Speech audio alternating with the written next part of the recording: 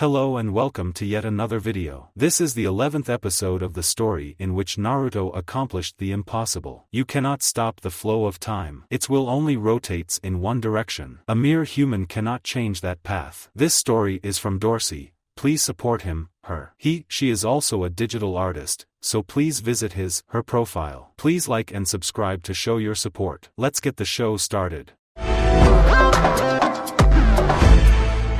A lonely Anbu had been standing straight in the middle of the Hokage's private office inside the mansion. The activated privacy seals dulled the noises of the outside world, but the soldier still warily glanced toward the window from time to time where he had previously passed another lurking black op before he stepped in. Old instincts of war never died away. The yondaime followed his soldier's sight and narrowed his eyes. Is he one of them? The soldier opened his mouth behind his mask, but no words came from his. Only thing Shui could press out was a strange sound, something between choking and a bark. Minato's expression instantly turned into the perfect mirror of confusion. The Hokage slowly walked closer until he was face to face with the teen. With one gesture, the mask was gone so Minato could peer into the uncertain obsidian eyes. "Would you open your mouth?" The teen tensed but after a hesitant moment obeyed. Minato narrowed his pupils as soon as he noticed the edge of a dark seal array at the back of Shusui's throat. "Your tongue please." This time the Uchiha immediately obeyed, maybe even a little too eagerly. Minato observed the pattern with narrowed eyes. Experienced irises swept through the simple design, mapping every aspect of the seal almost instantly. Finally, the blonde's eyes traveled up to Shui. "I can easily get rid of it if you want me to." Shusui's hands clenched into fists, but he still immediately noted with a small, almost invisible smile of relief on his face. Minato strolled to one of the cabinets and in 10 seconds he was once again next to the Anbu with a small brush in his hand, already starting to leave fine lines on his exposed throat. A swirl, a kanji and several more symbols appeared after each perfect stroke. Not a minute later, the Hokage leaned back to examine his handiwork for a second before he gave a satisfied nod. "This array will modify the original, and you'll be able to speak freely. But I'm afraid the original paralysis seal will still affect your body a little.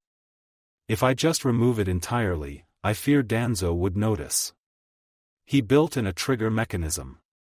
Shui simply nodded, waiting for the Hokage to finally activate the seal. The dark pattern whirled around his undeveloped Adam's apple and the end disappeared at the back of his neck. The Hokage observed him for a second before his fingers moved into a basic hand seal. The markings flared and Shui winced, squeezing his eyes shut as soon as the pattern leisurely started to disappear from the surface and slowly merge into his porcelain skin. A blink later, the pattern was nowhere to be seen. Only the soft and perfect flesh was visible. Shui let out the air he was carefully holding in. Then the teen suddenly froze as soon as he wanted to suck in a breath, his muscles tensed by a sudden adrenaline rush and his mouth opened and closed. No air rushed into his lungs. Wide, obsidian eyes flung toward the Hokage, Sharingan flaring to life from time to time by fear and panic. "It will be over soon," Minato murmured softly, his eyes never leaving the crimson orbs, not even for a second. The Anbu dropped to his knees as he gave up the fight with gravity. The shinobi sluggishly tumbled to his side like the time had suddenly slowed down. His eyes flared once more into a crimson color, but this time they stayed like that. 3 tomo swirled slowly and threateningly until they morphed into something Minato had never seen before. Shui desperately tried to breathe, but his body wasn't responding. His lungs and mind screamed for oxygen and he could feel the edge of his vision blurring more and more as the seconds passed at a snail's pace. His hearing dulled and the world around him fell silent except the loud noise of his pounding heart in his temple. It had been just half a minute since it started, but it felt like an eternity. Sheer panic started to crawl up in his very soul as he could feel his consciousness slowly fading away. The young Uchiha desperately equilibrated on the thin verge of reality and the redeeming darkness. Just as Shui was about to give up his fight for his soul, the pressure around his throat suddenly disappeared as fast as it came. Sweet cold air rushed into his lungs and the teen's body hungrily drank up every bit of oxygen the earth offered. He just laid there for long minutes, continuously trying to catch his breath to make up for the lost minute that he did not have access to the life essence. Finally, when his breathing slowed down and his pounding heart settled, Shui gradually raised himself into a half-sitting, half-lying position, his muscles still trembling from the sudden strain. A harsh, sour taste rushed into his mouth and he instinctively spit to get rid of the invading taste. Minato grimaced as his gaze fell over the inky stain on his until now spotless floor, but he simply ignored it and crouched down to the still recovering teen. "Are you all right?" Shui slowly nodded and took one deep breath before he straightened from the floor with the help of his leader. His limbs trembled a bit, but only for a second before he was able to recollect his shattered composure. He soon found a glass of water in his hands. His eyes moved up to Minato, who was currently scratching the back of his head with an embarrassed smile on his face. "I'm sorry. Maybe I should have warned you about that beforehand." Shui shot a cold glare in response and a small, almost invisible amount of killing intent started to leak from his pores unconsciously. But just for a second, before he realized his slip of self-control and immediately averted his gaze in shame. His lips slowly moved as he hissed his answer with a still cracking voice and with suppressed anger. "With all due respect, Hokage-sama, but yes. You should have warned me that that was going to happen." Minato simply offered one more embarrassed smile before his expression turned serious again. His electric blue eyes regarded Shui with curiosity, then the leader displaced his line of sight. "Your Sharingan, Shui." The named soldier slowly raised his hand to brush over his right eyelid. Recognition flashed through him in the next second, deactivating his still pulsing Dojutsu immediately. "My apologies, Hokage-sama." "At ease. No harm was done." Minato glanced back at the Anbu and ran a hand through his blonde locks. "So that was the Manjikyu Sharingan, I assume." The soldier slowly nodded, however his sight swiftly spun back toward the village leader. Minato let out a sour, humorless chuckle. "Fugaku was kind enough to dig up the clan archives for me about it, but for a different reason. That's a tale for another time. But I still have one question for you." The yellow flash narrowed his eyes and locked his gaze on the worn-down soldier. "Have you ever encountered my brother?" Shui frowned in confusion, then shook his head in firm denial. "No. I haven't met him beside my observation and bodyguard duties in Anbu." The blonde leader made a wondering face but nodded in the end. Minato bound his hands behind his back and ran his eyes along the teen in front of him once more. "So, what can you tell me about Root?" Shui stayed in silence for a long minute, gathering his thoughts. This time when he finally opened his mouth, the words were freely flowing. Only the muscles tensed on his spine by the effects of his weakened curse seal. The mornings were always pleasant after Minato rushed to the office. Every single morning was a small heaven for Naruto when he could be alone with his mother, doing nothing else but enjoy each other's warm company, chatting, joking, laughing. They did the same this time. However, Kushina slowly started to fidget on her seat, stealing more and more nervous glances at her brother-in-law. Thus, Naruto also began to become uneasy in his own seat until Kushina finally blurted out her question. "Which one?" Naruto furrowed his brow in confusion, waiting for the redhead to continue. "The bijou." "Which bijou do you restrain?" Naruto bit down on his lower lip and averted his gaze, simply declining to answer. Kushina watched his reaction without any further comment, observing the tense teen for a long, soundless minute until she let out a displeased sigh. Her soft lips opened to say something more, but her blonde companion's gentle voice stopped her. "You should speak with him," Naruto murmured into the air in front of him, diverting the topic. Kushina immediately let out a not very womanly snort in response. "You don't know what you are talking about." The Kyuubi is the incarnation of hatred itself. It's not something you want to chat with. Every single time I go into the seal, that damn fox wants to tear off my head.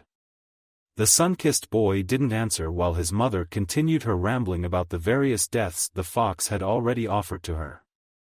The blonde blocked out her words, his azure eyes slowly narrowing as he dived deeper into his thoughts. Kurama was the same for him. But it changed when he started to pay attention to him, when he finally won his acknowledgement. It was when he first tried to understand his feelings, his hatred. And when he first wanted to help him. Have you ever tried to understand him? Naruto softly interrupted Kushina. His voice was almost too low to be recognizable, no louder than a quiet exhale. The redhead stilled all the same and raised an incredulous brow. Understand it? It is made from the pure essence of hatred. She said this with such conviction that Naruto might have believed her had he not known the undeniable truth. Their hatred toward humanity came from us. It was us who made them like that. We hunted them down and locked them up.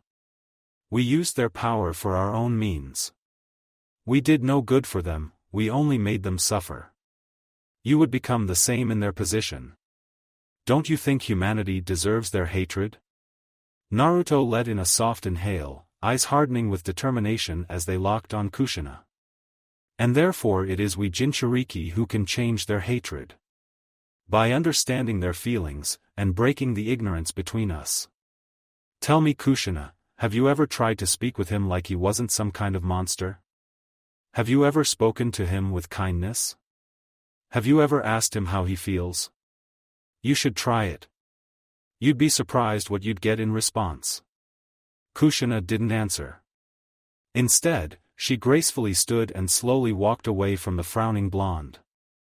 Before she could reach the door, she shot a glance over her shoulder, appraising him with sense of conflict.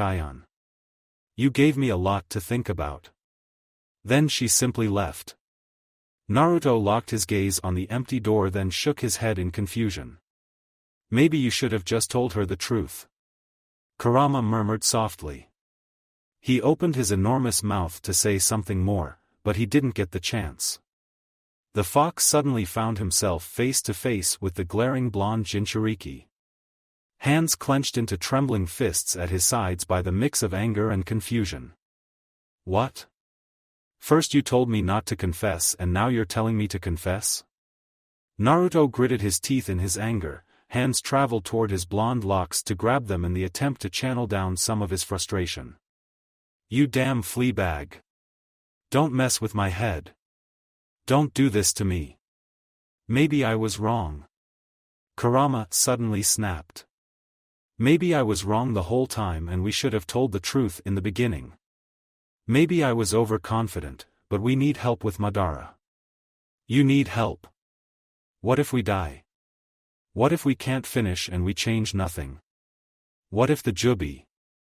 The fox shook his enormous head, his voice becoming lower and much gentler. I can also make mistakes, you were the one who wanted to confess from the very beginning. Now you've got the opportunity. Don't let it slip by. Naruto squeezed his eyes shut for a long moment. Then his body suddenly relaxed as he found his answer. He opened his bright azure eyes in the real world and glanced toward the still open door where Kushina left before he reappeared in his mindscape. I don't want any regrets. I don't want to think that I should have done it. I don't want all the things me and my friends did all to be turned into nothing. Kurama's previously tensed muscles started to relax by each passing word. But I don't want to steal my parents' happiness. I don't want to steal Naruto's future. His name. His parents' are you hearing what you're telling me? Kurama interrupted him. Naruto raised a confused eyebrow. Yeah. What about it? You're making unnecessary sacrifices. Just like always. Don't be some martyr. You don't have to bear this burden alone. Kurama snapped once again, losing all of his almost non-existing patience. I'm not playing a martyr. I want to be happy. I don't want to lie anymore. I didn't ask for this. I'm telling them everything, but not now. When I find Madara, I will tell them everything. I will need their help as you already said. He is too strong for me alone. But until that time, I will stay Toraku. I don't want to mess up their lives now. Let me give them some more happiness. Kurama observed the teen with narrowed eyes. The determination in his azure pools. The stubbornness. In the end, Kurama had to realize that he wouldn't win this argument. He was the one who made this mess, and now, the fearless demon fox for the first time in his life suddenly felt himself at the end of his wits. Kurama let out a soft breath, but it still had the force to grab the graceful osier trees next to him and shake their branches. His always booming voice was low, almost whispering, and it sounded sad. You told me that you don't want any regrets and you don't want what you and your friends did to all be turned into nothing. Yet, within the same breath you're doing so. You're starting to lose yourself. You're already forgetting. Do you remember what Itachi told to you? Naruto didn't answer, his eyes slimming. If you start to forget about others, become arrogant and attached to your ego, one day you'll become just like Madara. No matter how powerful you become, never try to shoulder everything alone. Otherwise you will undoubtedly fail. I will never become someone like Madara. With that furious exhale, Naruto disappeared from his mindscape and the connection between them was closed. The Bijou couldn't hear as the time traveler whispered into the empty room, I'm not alone. You've always been with me, Kurama, and you'll always be. I'll never let Madara get you. But you're already starting to lose yourself, you damn idiot. Kurama murmured into the empty mindscape. Naruto wasn't able to hear the fox's soft words, nor could the blonde see as the fox warily glanced toward the shadowed back of Naruto's mindscape, where a transparent, ghost-like figure sat with its back against a giant osier tree. The blurry silhouette of human eyes slowly opened to reveal one pair of ominously shining crimson irises with ink-black sclera. Kurama's low growl echoed inside the mindscape as soon as a sinister smile spread across the figure's foggy picture. Meanwhile, Kushina stared out from the window of their room, watching the never-ending green ocean of trees that surrounded Konoha. She couldn't spot the shore of the Emerald Sea, the ancient old forest which had been embracing Konoha ever since the Shodaime founded the village. She frowned when she spotted a blonde blur. Toraku left the building silently, jumping from tree to tree and disappearing from the curious eyes.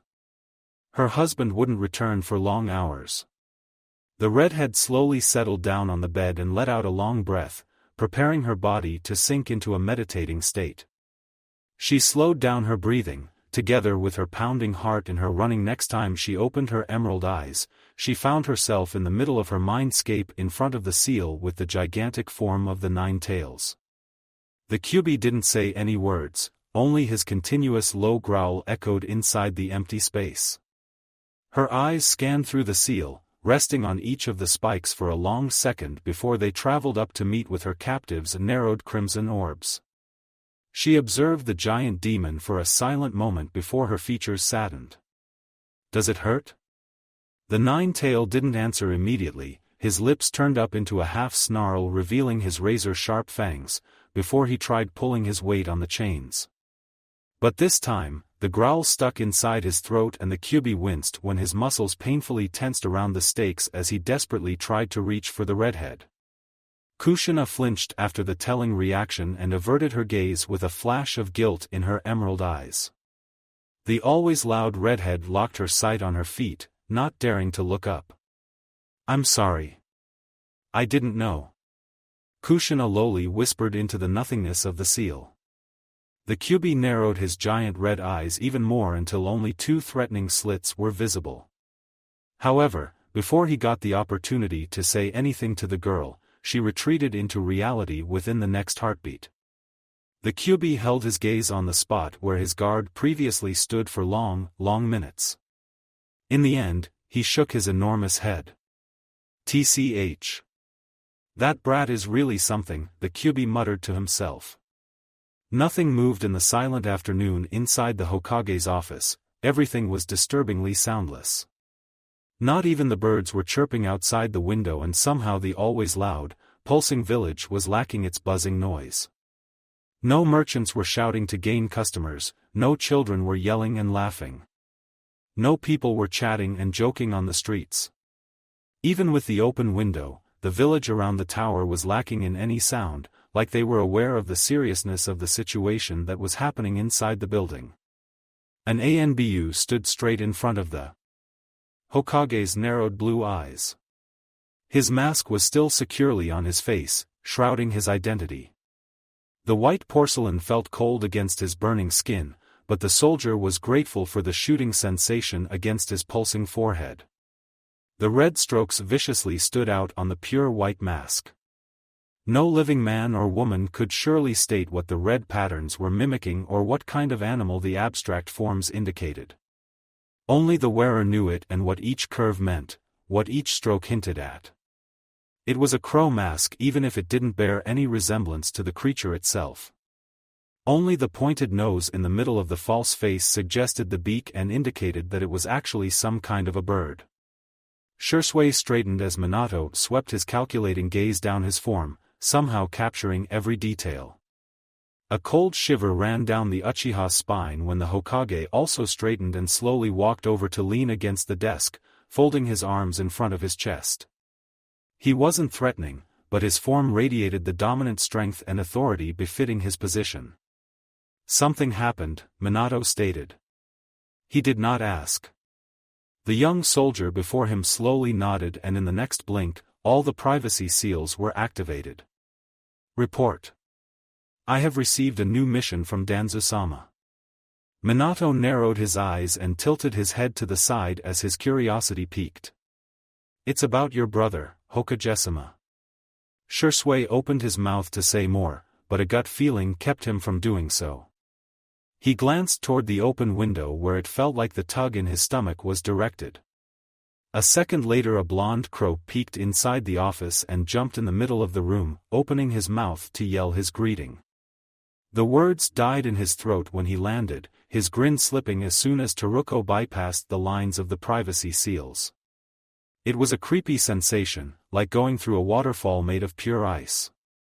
A shiver ran down the blonde's spine and the hair instantly stood up on every part of his body. Sorry. Maybe I should come back another time, he hesitantly said, and had already turned to leave the office through the window. A small smile appeared on the Hokage's face as he slowly shook his head. In the next blink and with a flicker of his chakra, the privacy seals were activated again, stopping Naruto mid-motion. I think you have a right to hear this. Shursui glanced nervously towards the younger blonde out of the corner of his eye, but Minato instantly caught the subtle gesture. You can speak in front of him. Shursui frowned and measured up Naruto from head to toe despite the fact that he already knew the teen, having shadowed him countless times on Danzu's behalf and even a bit for the Sandame. As I said, I have received a new mission from Danzo-sama. It concerns your brother, Hokage-sama. What?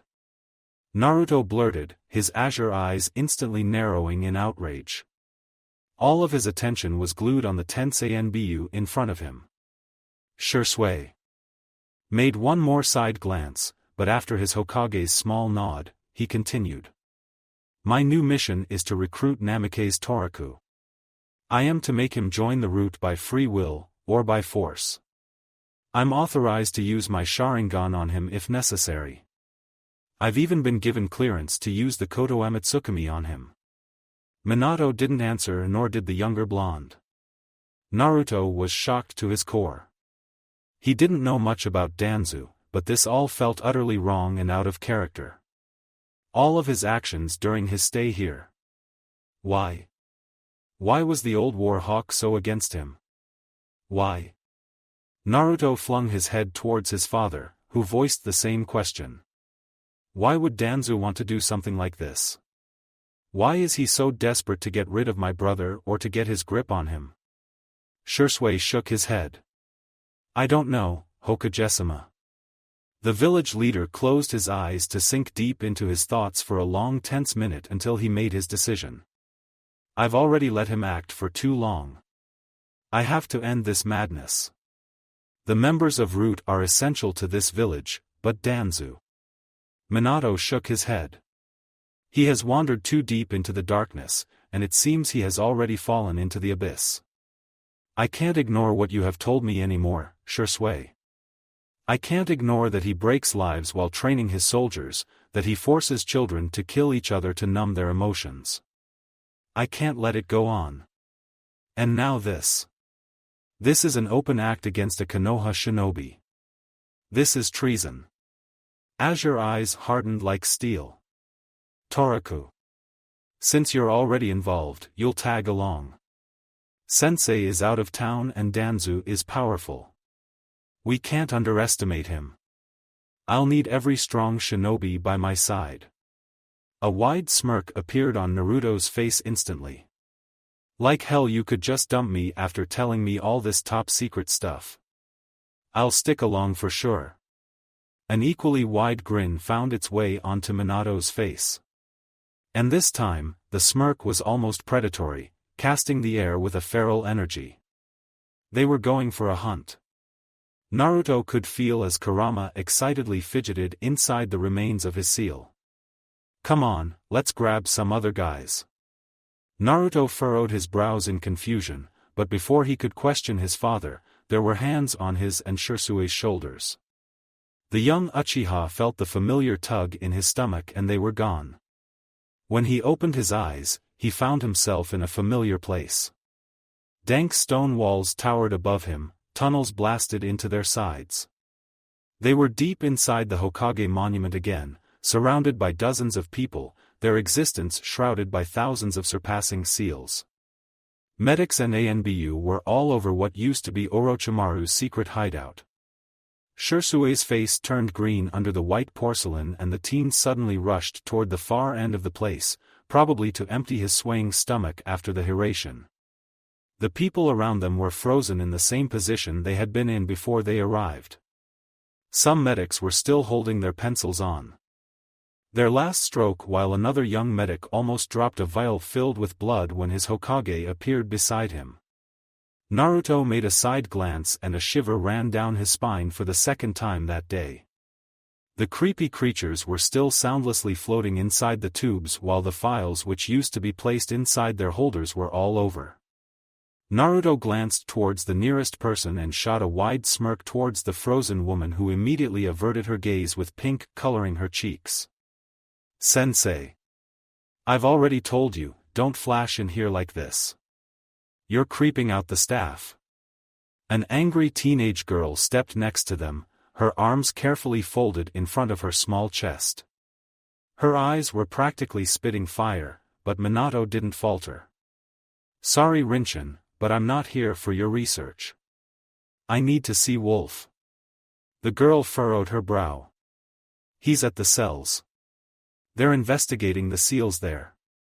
Sensei. What's happening? Later. With that, Minato was gone with his brother on his heels. They were heading toward the back of the lab, but this time the metal examining table was tossed to the side and a long tunnel occupied its place. The renovation was probably done by one of Konoha's rare Doton users. Sensei. Wait. You told me to look for a hexagram. I think I've found something. Minato stopped and turned toward his student with a curious face. About the seal? Rin nodded. It was in one of Orochimaru's notes. A modification. Here. The girl handed over a notepad and Minato's brows instantly knitted into one coherent line. Naruto sneaked a peek over his father's shoulder and immediately recognized the design. It was Danzu's curse seal with a small modification. It neutralizes the original, Naruto blurted out in one breath. Minato nodded and the frown deepened on his face. My speculation was correct. Orochimaru was a Root member. What? The time traveler asked with wide eyes.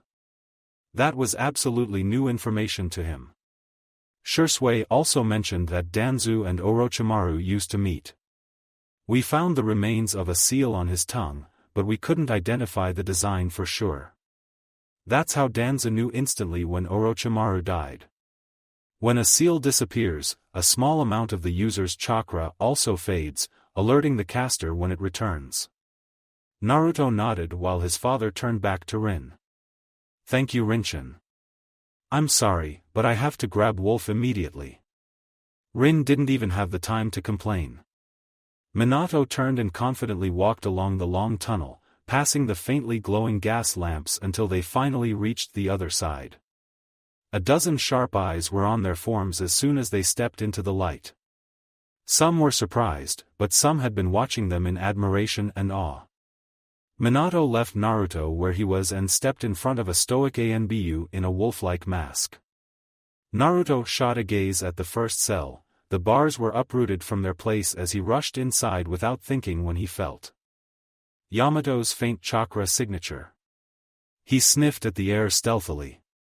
The still stabbing but thankfully faint scent of the burnt flesh almost instantly invaded his nostrils. Naruto slowly started to walk toward the end of the cells, towards the long tunnel that led to the enormous cave where he'd fought Orochimaru. An Anbu stepped closer to the young teen to stop him, but after a quick shake of Minato's head, he let him go further.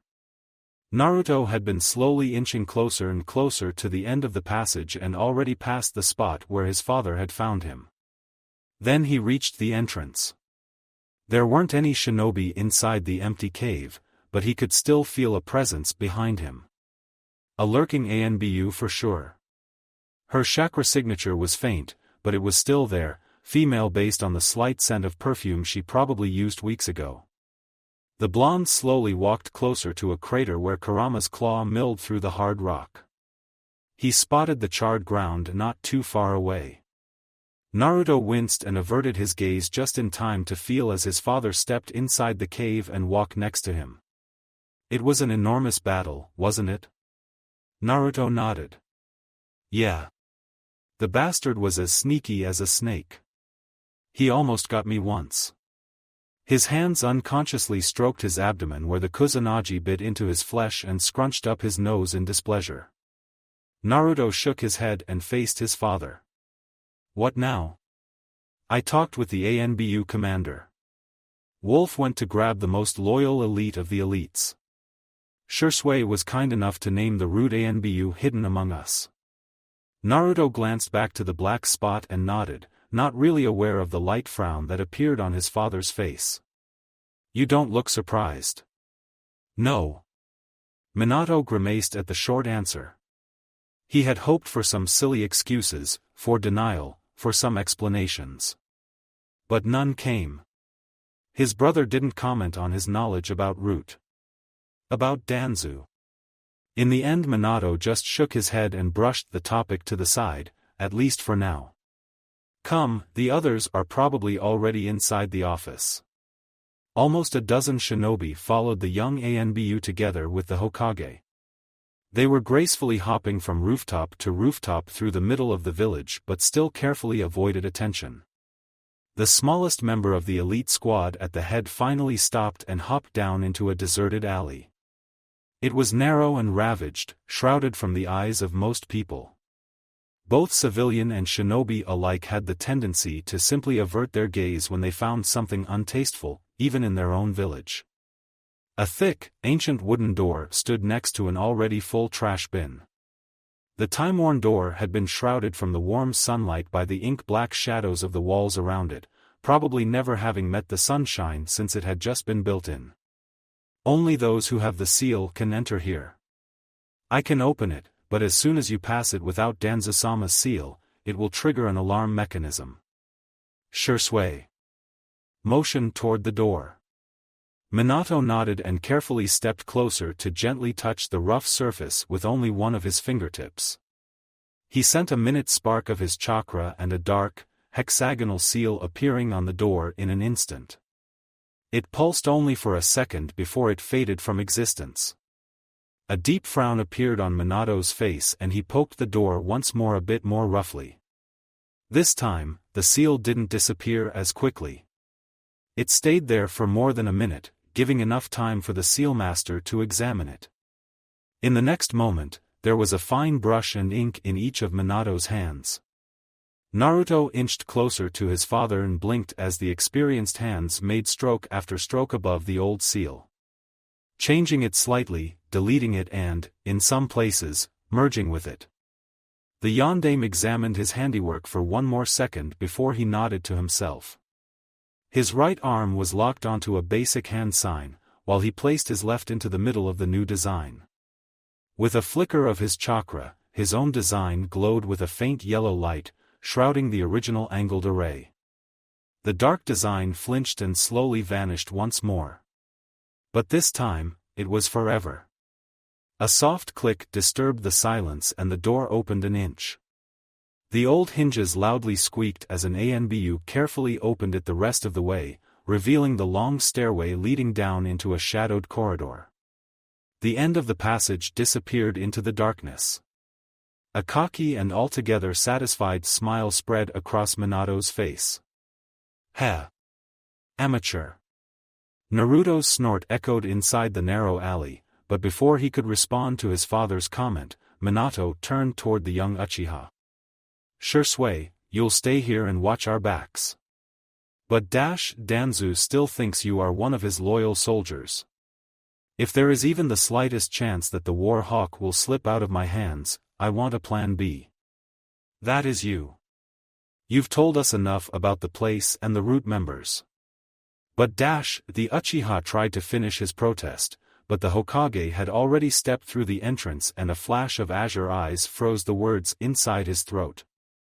"Will you watch Minato's back for me?" Naruto tapped the boy's shoulder with a wide grin on his face. "You know, he is Hokage and all, but he can be just as reckless as me. It would be a pain in the ass to get some root umbu on our backs." Shursui nodded hesitantly. He was too confused and surprised to protest or retort as he watched each member pass beside him to disappear inside the blackness of the open door. Naruto fell in line with his father and walked as close to him as he could. His confident steps faltered only once when he stepped onto his relative's heel. After one annoyed glare Minato had sent him over his shoulder and an embarrassed smile in response, they continued their way down silently until they finally reached the end of the passage and sneaked into the large, empty hall. In one moment, everything was silent and in the next, an alien smell invaded Naruto's sensitive nose. He didn't have time to alert the others. He found himself too occupied with ducking under the slash of a small tanto that was aimed for his jugular. One moment there was nothing, and in the next second, all hell had broken loose inside the large cave. Someone triggered a smoke bomb in the middle and soon, the whole area was filled with the stinging fog, shrouding everybody from Naruto's searching azure eyes. An ANBU rolled on the ground next to him to avoid an attack, but Naruto couldn't tell if it was a friend or a foe. Despite Kurama's extraordinary sensory abilities, he had felt no ill intentions before the attack. Tools. These people were emotionless weapons, dedicated to nothing other than their missions. No happiness, no sadness, no regrets and no ill intentions. Just the mission. In root, you have no name. You have no feelings. You have no past. You have no future. There is only the mission. Sai had told him that once and he was so damn right. Everything was happening too fast. He could barely see, or more accurately feel in the thick mist as a masked man rushed toward him. But before he could reach him, another masked woman jumped in his way to enchain him in an enormous taijutsu fight. Adrenaline flooded Naruto's veins and he hurled himself to the side when he heard the faint shriek of a shuriken as it ripped through the air. He didn't have time to rest. The blonde rolled to the side and immediately flowed into a low stance when he felt another attack aimed at his back. This was nothing like the Fourth Shinobi War where they only had to face one opponent. There, he had to fight in open space with time to think up a plan, but here there was no time for fancy jutsu or sneaky tactics. Here, Primal instincts were the only force driving his movements, and if they were ignored even for an instant, death would be the only thing left for him.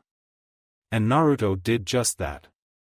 His muscles were moving on their own as he ducked once again and swept his leg to toss his attacker to the ground. His body moved independent of his own will as he ducked once again, rolling to the side to avoid another slash. A familiar scent rushed inside his nose, a mix of the freshly cut grass and wet soil. Then a painful cry echoed inside the thick fog from the same spot he could smell his father's scent. A fresh wave of adrenaline rushed through his body. Naruto snapped his head around, desperately searching for his relative. Dad! Where's Dad? Strange to say, for a mere second he found himself numb despite the battle cries, the ragged breathing, and the clash of weapons all around him. He could hear nothing, he could see nothing, he could only feel the rushing adrenaline in his veins and hear his pounding heart in his temple as he still couldn't find any trace of Minato beside his faint scent and the metallic smell of blood. It wasn't panic, it was a gut urge to know what was happening around him, and more. Importantly, what was happening to Minato. Was his father still alive? Was he hurt? His body moved once more by impulse to avoid an attack when he finally saw it. A small tuft of golden hair with the unmistakable shade. Naruto let out the breath he wasn't aware he had been holding in. His pounding heart settled down and everything became clear, time slowing around him. He still couldn't see a thing, but somehow he could see everything. He could feel every single man and woman spread out haphazardly around him, every spark of chakra. He could even feel as a frightened mouse tried to escape through the cracks. If he could have seen himself from the outside, he would have seen that his azure eyes were now amber, surrounded with the mixture of red and orange. His pupils were now nothing more than toad-like horizontal slits. Naruto glanced down at his clenched fist and with another breath he released the remnants of nature chakra from his coils after he spotted every shinobi he came across that was still living and breathing. He couldn't risk letting the others see him like this. The smoke slowly started to clear as it found its way to the surface through the cracks of the wall. As suddenly as the fight began, his father's warm chakra was against his back, washing away every bit of tension from his spine as soon they made connection. Hey, can you give me a helping hand? The room is too small. I don't have enough space to use my kunai shadow clone technique without wounding our own. I need markers all over the place to end this mad wrestling match. Naruto nodded in understanding and Minato instantly vanished. A new determination appeared in Naruto's eyes and in the next blink, the hall was filled with his identical clones. 24 of his replicas raced toward each fighting group to give a helping hand to his allies and a fine landing point to his father. The battle cries didn't lessen and slowly Naruto became more and more annoyed. What was his father doing? Why was he stalling for time? Danzo's Anbu outnumbered them. However, this time it wasn't quantity against quality. He had to give it to the War Hawk. His soldiers were nowhere near being green-horned, all of them were veterans with Konoha's finest bloodlines in their veins. A dozen shinobi laid on the ground and knocked unconscious from both sides, but the rest were still fighting, although it was more likely wrestling because of the lack of space. Naruto gracefully jumped over a rushing woman and landed a kick on her exposed back to send her stumbling to the ground. One less. The blonde said to no one with a cheerful voice that sounded very alien in the middle of the fight. The blonde let out a displeased grunt when a shuriken brushed against the fine skin of his whiskered cheek, leaving a thin red line where it traced him. He didn't have time to look for his attacker as Minato appeared behind him at his permanent seal. Only the fact that Naruto had already tuned his senses to Minato's warm chakra signature saved the Hokage from being punched in his gut for the second time by his son. "How's our plan going?" the yondaime whispered to his son's sensitive ears. "My clones are in place. How are your seals doing?" "Perfectly fine, thank you for asking." A wide, foxy grin appeared on Naruto's features instantly. It was cocky, satisfied and almost a little predatory. "Then let's end this party. Minato nodded in agreement. In the next second, he was gone. He was nowhere, but at the same time he was everywhere. In the next moment, Minato reappeared behind one of Naruto's clones. A second later, a kunoichi stumbled to the ground when the Hokage landed a quick blow on her temple. Before the clone could flinch, the yellow flash was already gone to jump onto another foe at the other side of the chamber who had raised his katana to cut a long slash into an ANBU's exposed back, but the soldier didn't get the opportunity to do so. Before the root member could even realize what was happening, he was knocked out with an efficient chop to the back of his neck. Naruto gracefully leaped onto one of the wood beams to have a better view. Even with his sharpened senses he couldn't follow his father's movements. He could only spy the flashes of yellow and the roiling chaos that always seemed to follow as men and women dropped like flies. That was more than enough for him to let his mouth fall open in awe. There was a flash of golden locks as his relative twisted his torso with the three-pronged kunai in his hand to connect its barrel with the enemy's head. Before the body could hit the ground, the yondaime was at the other side of the battlefield and a kunoichi was flying through the air, slipping on the hard surface into unconsciousness.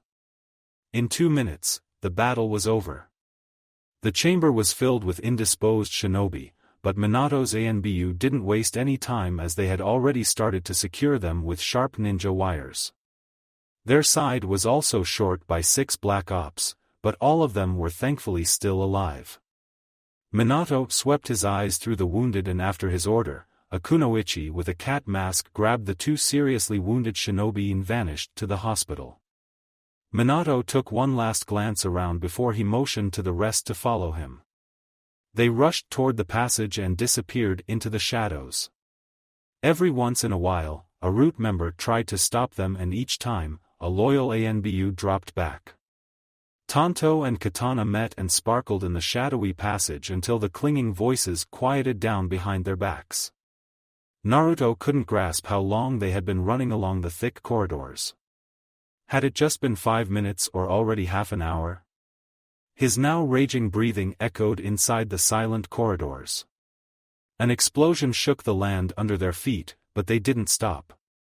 His father was leading the way with Naruto on his heels and a lonely ANBU in a bird-like mask closed their line. They finally found what they were looking for. The blonde time traveler's sensitive ears picked up the faint sound of someone running ahead them. His eyes instantly slitted as soon as he spotted the faded chakra signature in the distance. It felt mismatched. It was cold and yet it was warm deep down. It felt smooth but somehow twisted. It was odd, like its owner.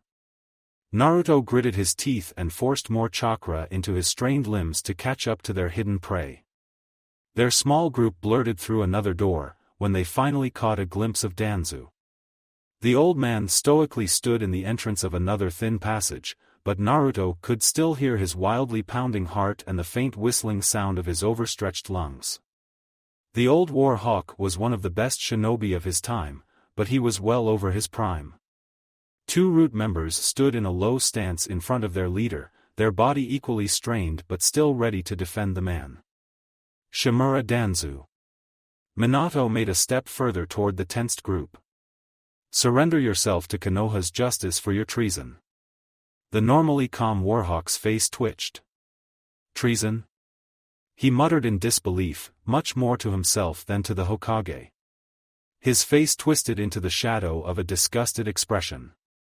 Danzu was on the verge of losing his nonchalant shell, but he pulled himself together in the last second. I have been defending this village ever since I became a shinobi of it. I fought through wars even when your own parents were just dreaming about having a kid and now, you are accusing me of treason? Minato narrowed his azure eyes and opened his lips to retort, but he was given no time to do so as Danzu's stern and rasping voice stabbed through the space between them. I would never betray Konoha. I would die for this village. I only did what was necessary and what was good for her. For her people. For you I know, the blonde Hokage interrupted. I know your motives were for Konoha's sake, but the way you have been acting is against everything my predecessors held dear. You have been forsaking morals. You killed and manipulated people, and even if those actions were for the village's future, they are just wrong. The aging shinobi didn't even flinch, his face staying as stoic as ever. He observed the silent leader of his beloved village without a word for a long, taut minute until he finally opened his mouth. You, Hiruzen, Jiraiya, and your brother. You're such a waste. You could have been great, but your silly ideals were holding you back. You still don't know what it means to be a real shinobi. The conversation continued. Naruto's muscles and tendons were so tense that if he took just one wrong move they would snap, immediately giving some overtime work to his fluffy tenant. His mind raced through 1,000 miles. The whole situation screamed trouble. Danzu wasn't a fool, he knew very well that he didn't stand a chance against them. His troops were gone and he was exhausted. Everything pointed toward A. Trap, and his father and that old hawk were just chatting. His sensitive ears twitched like an animal's when they picked up a new sound, one that he couldn't identify. It was like something had been zapping, or flapping like a flag, or like a damn explosive tag.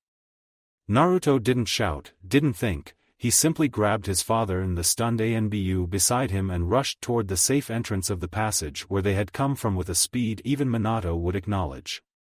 Noara Rin exhaled softly and turned a page of the thick notebook she had been reading. The portable chair she was currently occupying in the middle of the Snake Sannin's late laboratory was giving her nightmares. Its surface was hard and rough and her back was aching like a madman's by the uncomfortable backrest. She had been assigned to check each and every piece of the area together with every dispensable medic. At first she was excited beyond words that she can take a look inside Orochimaru's work. He was still a genius. Yes, a twisted person, but no one could argue with his brilliance. They'd already found dozens of newly developed jutsu and the Sannin's medical experiments were also fascinating.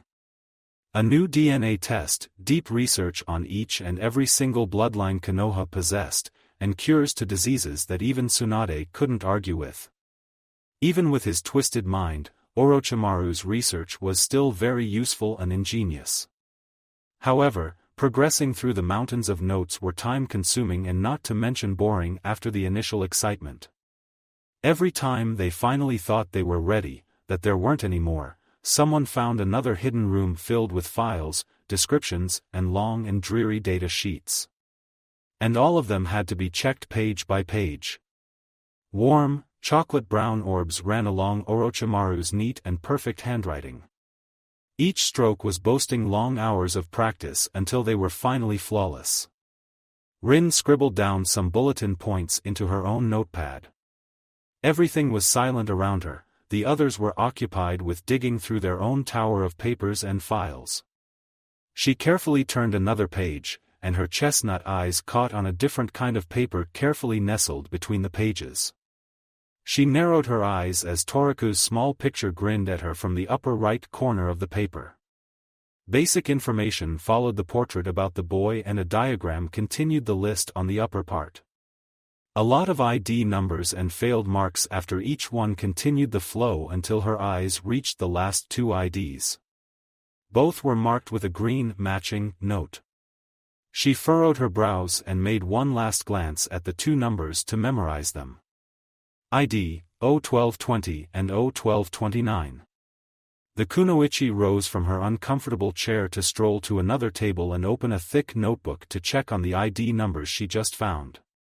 Each and every number was assigned to a small vial filled with the crimson essence of life. And behind each and every vial, there was a shinobi whose blood somehow had fallen into Orochimaru's hands. She ran her lean finger along the line of numbers and raised an eyebrow when the first ID finally made sense to her. That wasn't anything new. Everybody was aware of the connection between her sensei and his brother, but the other ID unnerved her beyond words. Her fine eyebrows joined together and she braced herself to continue her search until she finally found the remaining number. Rin Noara sucked in a surprised breath and restrained the shriek that was about to rip from her lungs when she found the next name. Her eyes were locked on the chain of numbers, rereading it countless times in the hope that she just misread it. There was no way that the test was correct. She peered down at the paper in her shaking hands and checked the diagram from millimeter to millimeter once again. It was crystal clear what she had been holding from the first time she took a look at the document, but her mind screamed denial. Rin glanced around, and when she was sure nobody was watching, she carefully slipped the page into her pouch. As soon as they passed the entrance, Naruto felt the aftershock of the explosion, then he heard the devastating detonation. He soon found himself laying on his stomach under a thin layer of dust and debris. The soft powder was constantly irritating his nose, and his lungs were having an unstoppable fit of coughing that overwhelmed his whole body. His right hand was still clenching Minato's right wrist, who was also trying to clear his sore throat of the dirt. Naruto shook his head to get rid of the soft powder from his blonde locks and also the continuous ringing voice in his head. The ringing stayed intact. A small surge of Kurama's chakra raced toward his now non-existent eardrums, tissue started to grow and sew together at a fast rate. 2 seconds later he struggled to stand along with his father and also dragged the ANBU to his feet. Naruto's hearing was perfect once more. The blonde Jinchuriki glanced up, desperately trying to see through the thick dust cloud, but he failed miserably. A low, frustrated growl escaped from his soft lips in annoyance. With one swift movement of his wrist, wind chakra surged through the place, finally clearing their vision. They were in the middle of a crater, a large hole gaping at the ink-black sky revealing the silver moon above them. Danzu and the 2 root members were nowhere to be seen. He tensed his muscles to jump up, but a sudden dead weight on his shoulder stopped him from doing so. Naruto glanced down at the now unconscious ANBU who was hanging between him and his father's shoulder. Another frustrated snarl erupted from the back of his throat as he glanced up once again to the opening, then back to his father, whose azure pools were also locked on the entrance to the surface. A dangerous growl escaped Minato's lips that Naruto hadn't heard before. Another ANBU appeared above them, ready to jump down. But Minato's narrowed eyes kept him from finishing his motion. A short boy stood there hesitantly in a crow mask. Shursui had been watching the whole scene from the shadows, his eyes were wide under his ice-cold, false face. The Hokage slowly nodded toward the young Uchiha. For everyone else, it was just an unconscious and almost unnoticeable gesture, but for Shursui, that one movement spoke litanies together with the flash of his Hokage's azure eyes.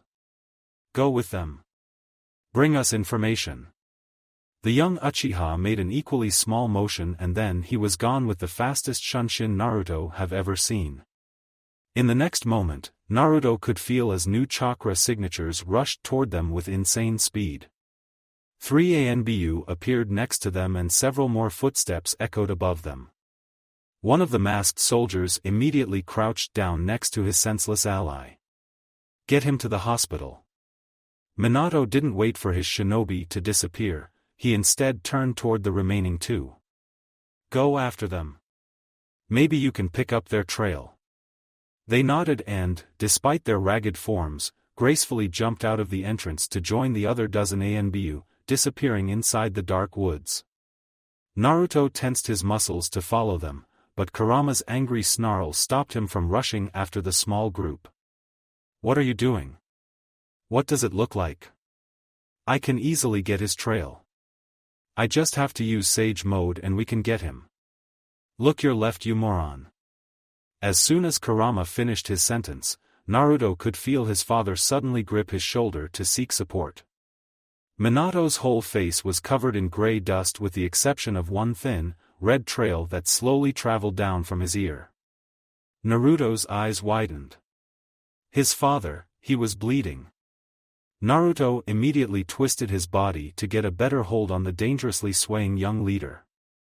The fearless shinobi slightly tipped and only his tightening grip on his relative's shoulder stopped him from dropping to the dirt.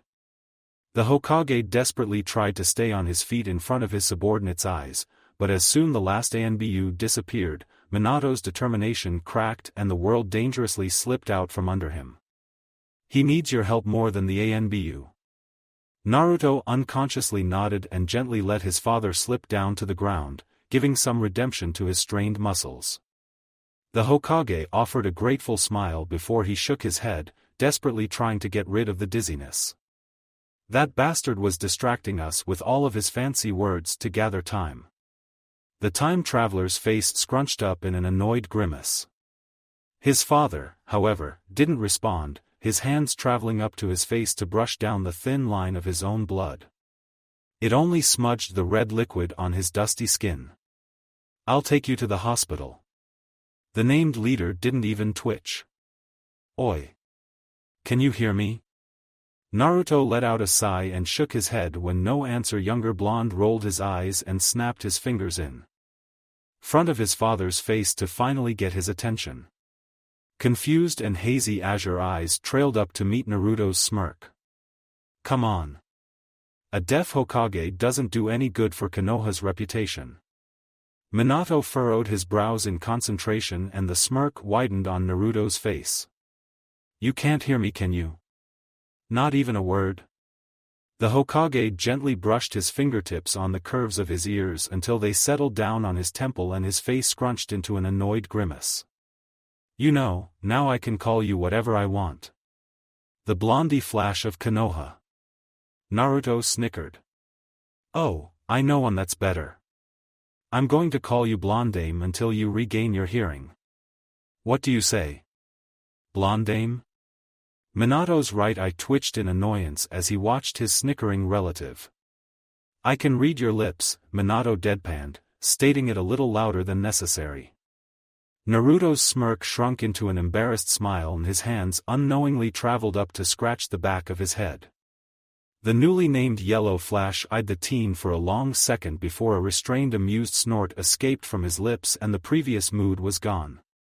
Naruto's face softened and he gathered his father from the ground, this time carefully hiding his moving lips. "Come on, Dad. I'll take care of you." The sun had tumbled over the horizon only minutes ago, painting everything in a girly pink and drawing long, abstract shadows everywhere. Also, in front of a certain brown-haired girl who was quietly strolling the empty streets, a long shadow followed. The paths eagerly waited for the village to awaken from her slumber. Rin Noera let out a long sigh in the chilly morning and tucked a chocolate tuft behind her ear. Her lean fingers unconsciously brushed over the rough surface of the carefully hidden page in her pouch. The medic's shift with the research team had ended and she couldn't get any rest because of her wavering emotions and thoughts. They wouldn't let her sleep. So instead of tumbling in her bed all day, she decided to take a walk in the hope that it would settle her storming brain. But it had the opposite effect. Up to this point, she only had a lot of questions, but with her free time, she had started to form theories. And each one of them were painful, filled with denial, suspicion, and treason. The more she thought, the weirder her conjured explanations became. In the end, she found herself at her wit's end and without any idea who she could turn to for advice. Her first thought was her sensei, but Minato was way too involved already. His brother, making a sour grimace at the thought, had already wounded him around his fingers. There was no way that her teacher could see everything clearly and objectively. Rin knew very well that Minato was happy beyond words when he had found out their relationship, that he still had a living family member. Hokage or not, his heart would shatter if she broke this illusion, even if it was all only a fake mirage. Kushina was the same. She was already bound tightly within the cheerful and loud-mouthed blonde's grasp. She couldn't speak to the redhead either. Kakashi was out as well. Even if he was already a jounin, he wouldn't let go of any of his precious people. Maybe Jiraiya. Rin vehemently shook her head even at the thought. The Toad Summoner was, well, he was Jiraiya. Even if he was one of the strongest shinobi walking the earth, Rin doubted he would take the situation seriously. And he also held the blonde deep inside his heart. Only one man's image stayed in her mind, one who she was sure would take the situation and her finding seriously and consider the whole situation with a calm and clear mind. The third Hokage had always been wise and calm. Due to the long life not many shinobi could live, he possessed the wisdom and experience to solve this mess. And peacefully. Despite her raging emotions, Rin couldn't deny the fact that she still wanted to give the loudmouth one final chance to clear himself. With the decision done, the girl took a sharp turn at the next corner to head toward a well-known compound not far away from the Hokage Tower. Her footsteps were soundless on the hard surface of the dirt road, only her skirt's soft ruffling broke the perfection of her movements. Civilians started to rise here and there while she headed toward her destination. The empty roads were slowly filled with life. The sweet smell of freshly baked confections floated in the air around her. Merchants ran to their shops to sell their goods, while housewives hurried beside her to get fresh ingredients onto the breakfast table for their families. While she was occupied with her thoughts, Rin reached her destination. Her eyes drifted up to read the kanji above her head, proudly shouting the owner of the compound. Rin let out a calming breath and raised her hand to knock on the antique, carved wooden door. The loud knock echoed unnaturally along the road, and a frightened cat ran through the streets. The girl grimaced, but waited patiently for a response that thankfully came soon. The faint tapping sound of graceful footsteps reached her ears despite the early hour. The door slowly opened to reveal a brown-haired woman in her late 40s or early 50s. Her long brown locks were tied into a high ponytail, and the lines around her dark eyes and mouth were already deeper than they should be. However, her intelligent, searching eyes told tales about her previous experience as a kunoichi. Rin made a low bow and waited for the woman to give her permission to talk. "What can I do for you in this early hour, young girl?" "I am Noera Rin and I would like to request a private audience with Sandaime-sama." The woman frowned. "And about what would you like to talk with my husband?" "I'm sorry, but it's a private matter. I can only tell Hokage-sama himself." "You are Minato's student, aren't you?" Rin nodded and dark eyes seized her once more before a small smile appeared on the wrinkled face. "I'm sorry, but my husband is away with Enma. Now that he doesn't have duties as Hokage, he's got it in his head to start training again at his age. He won't be back for a month." Rin's face saddened and she let out a long sigh. "I see. Do you want me to send him a message? It seems urgent." The medic chewed on her lower lip and frowned. Then she shook her head. "No. It's not necessary. But please tell him when he gets back that I would like to talk with him." Biwako nodded, and after a short casual chat, Rin was gone to walk down the road and mingle with the crowd on the main street. "Hey Gaki. Get up. We got a mission." A light kick on Naruto's shin disturbed his nap. The blonde cracked one annoyed eye open to glance up at Jiraiya, who was currently shrouding the warm beams of the sun from his body. With a displeased grunt, he sat up from the soft green grass and stretched his numb arms behind his neck with a wide yawn, continuously mumbling about bad timing and sweet dreams while Jiraiya rolled his eyes. When the blonde finally gathered himself, they started to walk toward the city center and the Hokage Tower. "What's this mission is about?" "Just a C-ranked escort to Wave. Nothing serious. We will be back in 2 weeks." Naruto snorted in response and folded his arms in front of his chest dismissively. "C-ranked missions are cursed. I'm waiting for when one of the Mist's 7 swordsmen will appear with a giant sword at my throat during one of these not serious C-ranked missions." Jiraiya raised his brow with a doubting grimace. "Don't be ridiculous. Why would one of the Mist's 7 swordsmen appear on a C-ranked mission?" Naruto couldn't help but snort at the irony. "Believe me, I'm not overreacting." Jiraiya rolled his eyes once more while they stepped through the double door of the mission room. They settled next to Kakashi and Rin in the background to stoically watch a fresh genin team receive their next D-ranked mission. A wide smile spread on Naruto's face when one of them started to complain loudly about stupid, pointless assignments, but thanks to one of the chunin behind the desk, the small hissy fit died down quickly. Minato beamed at the still nostalgically grinning Naruto as he handed a scroll to Jiraiya. Here are the details. An escort mission to Wave. Jiraiya, you will get some free time during the trip to deal with some. Minato glanced to Naruto. Other matters during the trip to Wave. Contact them for me. Maybe they have some new information on the subject. Jiraiya nodded as an answer while our time traveler was lost in his own world with an odd expression on his face, not aware of his surroundings. A familiar, sarcastic voice kicked Naruto out from his nostalgia. A voice he hadn't heard since he was a small kid, and he really thought he wouldn't hear it again for long and peaceful years. That is just fantastic. Those would be my escorts? An old geezer, a cyclops, a kabuki girl, and not to mention that idiotically grinning sissy. Naruto felt a vein on his forehead start to beat with the rhythm of his heart, while his right eyebrow twitched. Anger and fury raised inside his chest, and not only because of the arrogant quirk. He felt a reassuring hand on his shoulder, and he didn't have to turn around to know Jiraiya's eyebrow was twitching equally fast as his own. A small amount of carefully restrained killing intent brushed him from Kakashi's direction, and only Minato's voice stopped him from jumping on the man then and there. The Hokage rested his chin on his folded fingers while he answered with a calm but icy tone. Just for your information, the geezer is one of Konoha's legendary Sannin and my teacher. The Cyclops and the Kabuki girl are my prized students, while the sissy over there is my brother.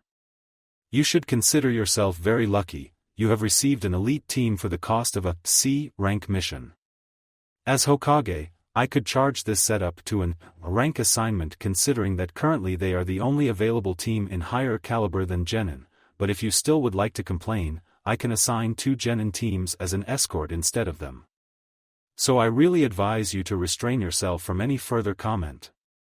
The man's mouth shut immediately, but his eyes narrowed behind the black sunglasses, eyeing the village leader with a superior expression on his face. For the first time since the man had stepped inside the mission room, Naruto turned to finally face the arrogant shrimp. Narrowed, azure blue eyes observed the short man in his late 30s. The man who caused so much trouble and pain in Wave, to Tazuna, Inari, and countless others. His orb sparked with a dangerous glint when their eyes connected for a moment behind the sunglasses. A smug smile spread across Gatta's face, then he shrugged and folded his arms in front of his chest. Jiraiya cleared his throat. We will depart in half an hour. Meet us at the village gates. Gatta grimaced at the commanding tone but didn't retort, marching out of the office without a word to the Hokage or to the newly hired team. This earned a raised eyebrow from Minato. Naruto watched the scene with narrowed eyes, his emotion struggled inside him against the logical part of his mind. He had to defend that man. The man who would cause so much suffering to an entire nation. His mission was to defend Gatta from any danger? No way in hell. A dangerous, animalistic growl escaped his lips in his frustration, and it didn't go unnoticed by the others, especially not Minato. Hey, Toraku. Naruto flung his head toward his father with a still irritated face. Try not to kill him during your assignment, okay? It won't do our reputation any good. I can't give my word on this one. Naruto made a face while he responded. Minato started to muse that maybe sending 2 Genin teams wouldn't be a bad idea. Naruto marched through the busy streets, lost in his disturbed thoughts. With his hands buried deep inside his pockets. He just grabbed his backpack from his room, which was always prepared in advance in case the need of sudden departure arose, and marched automatically toward his destination. He hadn't been paying too much to his surroundings, and he bumped into someone for the second time since he left the Hokage mansion. After a short and embarrassed apology, he hopped onto the roofs to avoid another incident. How Ivar, there he suddenly spotted the cause of his misery. An animalistic snarl ripped from his throat at the sight of Gatta, who walked on the streets of Konoha like he was some kind of ruler. The man sent pointed looks over the villagers who didn't step out of his way immediately. Arrogance and superiority seemed to ooze from his pores. Naruto followed the man on the rooftops with a continuous grimace on his face until he reached his limit as Gato grabbed an apple from a grocery stand and simply walked away. Naruto has to resist the urge to kick his fat ass into the dirt of the damn road, and after he let out a calming breath, gracefully hopped down to land in front of the man with folded arms, obvious anger spreading across his face. "What do you want, dumbass?" Blue eyes glinted dangerously. "Pay for that apple." The businessman raised an eyebrow and a smug smile appeared on his face. "I don't know what you're talking about." The vendor glanced over the counter with a frown on his face, eyeing the scene in front of his small grocery with a healthy amount of caution. "I'm talking about that apple in your hand which you didn't even pay for. Konoha does not tolerate muggers. Pay or you will know the hospitality of Konoha's police." Gato rolled his eyes behind his sunglasses, but after he quickly measured his situation, he tossed a handful of coins toward the vendor and walked away like nothing had happened before while ignoring the obvious stares following his short steps. Naruto couldn't help himself, he just gaped in shock. How dare he? His hands squeezed to fists and his teeth gritted from his rising anger, but after he let out another long, calming breath, he braced himself and followed Gato from a distance on the crowded streets, monitoring his every move. Unfortunately, he didn't do anything funny. Naruto would be really pleased if he could leave him to one of the Uchiha's hospitality. Which meant a black cell for an extended period. He let out a disappointed sigh and leaned against the wall of the guard stand, still eyeing Gato with slitted eyes. He waited for the others to finally show up and hopefully free him from his troubled thoughts. Thankfully he didn't have to wait for too long. Jiraiya hopped down from the village walls only a minute later, while Rin and Kakashi arrived in the next 5 minutes together with the rest of Gato's caravan members. Even the always kind girl sent a narrowed glance to their client. Naruto was watching with suspicious eyes as the small group of people arranged the well-packed goods in the cart, following Gato's barking commands, until finally everything was in order and the client hopped onto the box of the cart. "Come on. I want to finish this business as soon as possible and get back home." The quartet let out a sigh and surrounded the irritating man to finally depart for their destination in the land of waves. Kakashi led the way while Rin and Jiraiya walked on each side of the cart and last but not least, Naruto watched their back.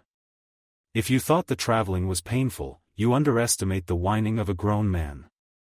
It was equal to that of a real torture session with Ibiki. Naruto's respect toward Jiraiya only grew as the white-haired man calmly listened to Gato's whining and complaining. He even tried to start a real conversation with the irritating shrimp. And his effort wasn't unnecessary, Gato gladly shared seemingly unimportant information. However, to a spymaster like Jiraiya, they held a lot of small hints about very important issues concerning both the man and the other elemental nations. As Naruto knew clearly what the man was really dealing with, they just screamed trouble and begged for interference.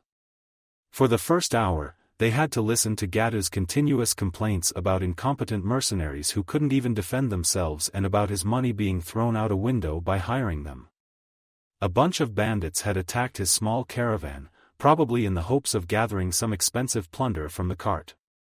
The mercenaries worked hard for their money and the bandits retreated, but Gato had to hire new guards. Naruto wasn't surprised when he overheard 2 of the caravan men murmuring that he simply left the injured on the road and ran to Konoha with his tail between his legs. Thankfully, the shrimp didn't stop, the words flowed from his lips unguarded. Gato was just starting to integrate into the underground trade businesses, taking advantage of the aftereffects of war, and creating his own channels within the small countries. What worried Naruto the most though was that they were currently headed toward Wave where he had a meeting with the head of a shipping company. It would probably take almost a decade until Gato could become a real threat to the citizens of the country, but if Naruto had the opportunity, there was no way he was going to sit on his hands and wait for the consequences. The question is, how on earth would he prevent all of this from happening? Any ideas, Fluffy?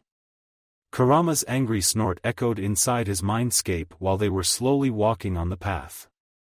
If you call me like that one more time, I'm going to go back to the good old days when I tried to find ways to eat you.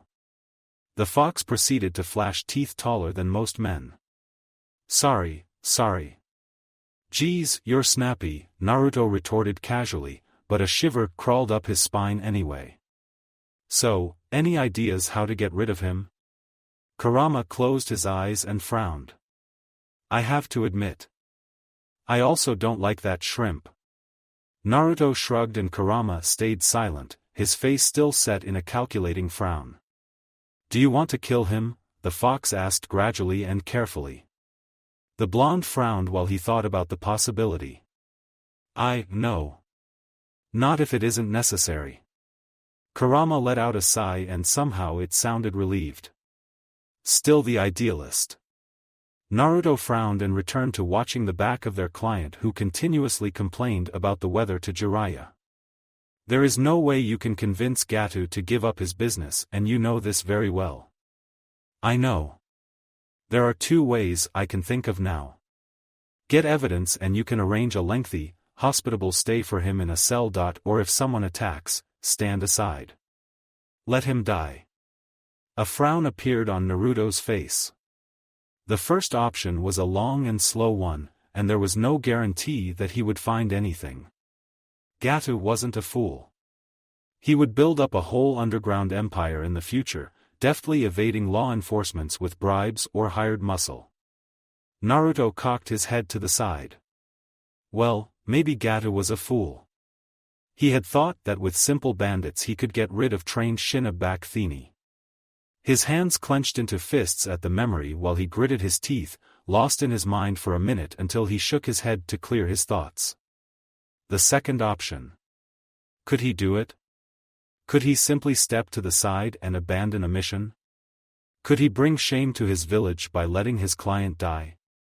Would it be any different if he simply stabbed him in the back while he was sleeping? He would still kill him, with or without his own hands. If he just stepped aside, he would be no better than a real murderer. Naruto let out a long sigh. Then only one option remained. Get evidence against him. Evidence that he was a threat to Fire Country and to Konoha. We are going to investigate. Kurama rolled his eyes in his mindscape. Why am I even trying to give you a second option if I already know you will choose the first one? Because you've got too much time to think. Kurama didn't answer, and Naruto tapped Jiraiya's shoulder to gain his attention.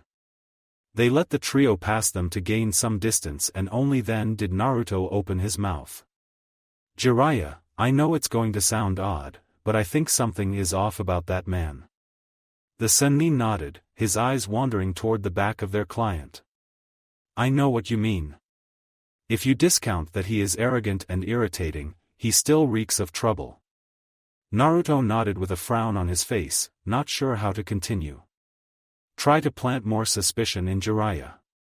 He is a spy master, a better investigator than you could ever hope to be. He's just like a small child if you raise his curiosity. He won't let the subject slip by until the puzzle is solved. Something's really strange about his businesses. He travels a lot, but he isn't a simple merchant. I don't know, like he's building something in the background. That almost sounded intelligent even if it came from your mouth. Naruto resisted the urge to snap back or to roll his eyes. His orbs were locked on Jiraiya's thoughtful face, waiting for him to reply. Maybe. Jiraiya answered slowly with a wondering expression on his face as he jogged to catch up with the cart. Naruto watched his godfather as he casually chatted with Gato, but his eyebrows started to twitch when he felt a pair of stabbing him from behind. He glanced to the side and gave a raised eyebrow to the frowning Rin. What? Is there something on my face? Rin let out a not very womanly snort and turned her head. No. I was just thinking. Naruto gave her a confused look before he shrugged and turned back to his previous business and watched Jiraiya in the hopes of picking up something important from their conversation. However, Rin's eyes traveled toward him once more with a frown on her fine features. For 5 long days, nothing happened. The only interesting thing that occurred was when a scared fox burst out from a bush next to the road, making a tense Rin almost jump out of her skin. Rin. Thinking about that girl, she had been acting strange lately. Whenever she thought Naruto wasn't paying attention, he could feel her chestnut eyes on him, and he desperately tried to ignore the nudging feeling. She was tensed, and not just that one time when she was so occupied with her thoughts that she hadn't heard Jiraiya's command. They stopped at several small towns and Gato disappeared with all the stealth of a shinobi, but Naruto could follow him easily. Or more like one of his clones followed him, lurking in the shadows of the underground and even diving in a small pond at one point. However, only small envelopes were exchanged. Short, seemingly pointless sentences were told between Gato and the men and women he had met. Strange as it sounded, Gato interacted with quite average-looking vendors and shopkeepers. However, all of them seemed to be wary of the arrogant shrimp. The caravan, after dragging the whole cart into a big ship, finally reached its destination, a bigger village on the shores of Wave Country. All of them were standing in front of a long wooden fence, waiting for the guards to finally finish checking their papers and let them in. When the middle-aged villager finally trailed back to the post and the two-sided wooden gate opened, Naruto was annoyed beyond words. They had been standing there for a long half-hour and only Kurama's continuous threats about his painful death should he try anything restrained him from simply jumping over the wooden fence and giving the guard a kick to speed up the process. The cart's wooden wheels squeaked as they turned on the dirt road, the soil hardened as stone by hundreds, maybe thousands of foot and cartwheels during the decades. The soil nearly hardened to stone by decades of hundreds and thousands of carts and travelers trudging through. Enormous, vicious rain clouds hovered above their heads, threatening to soak them to their bones if they didn't reach shelter in time. For Naruto, the biggest surprise was that the country wasn't anything like he remembered from his childhood. The shops were full with goods and the streets were crowded by people, even with the threat of a rainstorm hanging above their heads. There were no signs of the low economy he had seen when he was there in the future. Moreover, the village actually looked even wealthier than some of the others he had already visited in this timeline. Thankfully, the sky fell the moment they put their feet inside the hotel. The 4 shinobi quickly occupied the plain room next to Gato's and Naruto was finally able to relax. But, to his annoyance, his peace didn't last long. A soft creak interrupted his dreams in the dead of the night. His eyes cracked open when the low squeaking sound of an opening door mercilessly stabbed the silence around him. Naruto let out a weary sigh and straightened himself on the bed, his ears perking up to look for the source of the sound. Gato was sneaking out from his room. A sly smile spread across Naruto's face in an instant. The teen slowly and silently sneaked out from the bed, but his movements were followed by Jiraiya's sharp eyes. "And where do you think you're going?" the Toad Sage whispered. Naruto shot a glance over his shoulder as he mouthed his answer. "Gato is sneaking out. I'm going to follow him." Jiraiya didn't answer. Instead he just sighed and fell in line behind his future godson to step into the shadows. They didn't have to shadow Gato's steps for long. The sneaky businessman reached a run-down pub at the shore of the village in 10 minutes, not really caring who might see him. The 2 shinobi silently slunk up to the rooftops and settled down in a dark corner on one of the beams, taking the opportunity to finally analyze their surroundings. Naruto had to clap his hands over his mouth to stop himself from yelling out loud when he recognized a man who stood straight next to a rundown counter, silently sipping his sake from a not very dependable dirty cup. The half-face mask Naruto remembered was now uselessly hanging on the side of the shinobi's quilted face. Gato stepped closer to the man and the mask was back in its proper place before Gato even reached the shinobi. Jiraiya trailed the blonde's wide eyes and furrowed his brow when he also recognized the shinobi from his own bingo book. "Troublesome," the sage muttered. Naruto himself wouldn't be able to express his feelings any better than Jiraiya by borrowing Shikamaru's words. Indeed, if the man managed to detect them at all, everything would be troublesome. It was hard enough for them to get rid of him in his original timeline, and Naruto was sure that Kakuzu would give them a run for their money also in this timeline with Naruto unable to use his full strength. Agreed. Jiraiya frowned and made a side glance toward his blonde companion. You knew him? Naruto refused to answer, only his eyes narrowed into slits as all his senses were glued on the missing Nin under them. What do you want? Kakuzu grunted to Gato, who lazily occupied the empty seat next to the mismatched man. The shrimp was not aware, or most likely not caring, that he could have waltzed into his own death. I heard from my connections that you're always up for some great deals. I would like to offer you one. I'm not interested in amateurs, the missing Nin grunted once more and turned his back toward the arrogant Gato. This was quite a thing from a missing Nin, and the gesture only showed more of how Kakuzu was utterly despising the businessman, not even thinking he was any kind of threat to his life. Exposing your back to a shinobi was foolish, but to Gato, it was like trying to get rid of an annoying fly. That is what Gato was in this timeline, a sticky, annoying fly that was continuously buzzing into your ears and refused to let you sleep. Naturally, the businessman didn't take his previous answer as a no. I'm currently traveling with two powerful shinobi who Gato couldn't finish his sentence. His throat was gripped by a strong arm and his dumpy body was easily raised from the ground. The man desperately crawled on the missing Nin's sleeve, trying to free himself, but it was fruitless.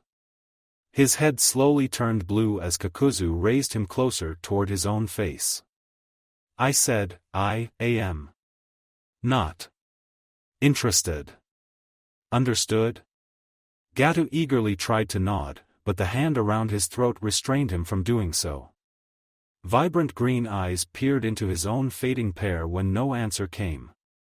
With his last breath, Gato desperately tried to squeeze out his final words, to Konoha, shinobi. Each, over 40 million. Ryo. The grip on his throat suddenly disappeared and his head connected with the hard surface of the floor with a loud knock. It was strange, but nobody gave a second glance to the scene. The bartender continued to get rid of a dirt speck from a glass he had been shining ever since the missing Nin stepped inside the bar. Kakuzu let Gato gather himself and catch his breath, waiting for him with his arms folded in front of his chest until the man straightened and stopped coughing. Maybe I'm interested. The names. Only after we made the deal. I'll give you the names and their location for half of their bounty on their heads. The missing Nin raised one of his eyebrows, but after a hesitant minute while he weighed his thoughts, nodded. I'll give you 5% and you can have your miserable life. That is my deal. Gato's face scrunched up in a displeased grimace, but after he saw the man towering above him once more, he nodded.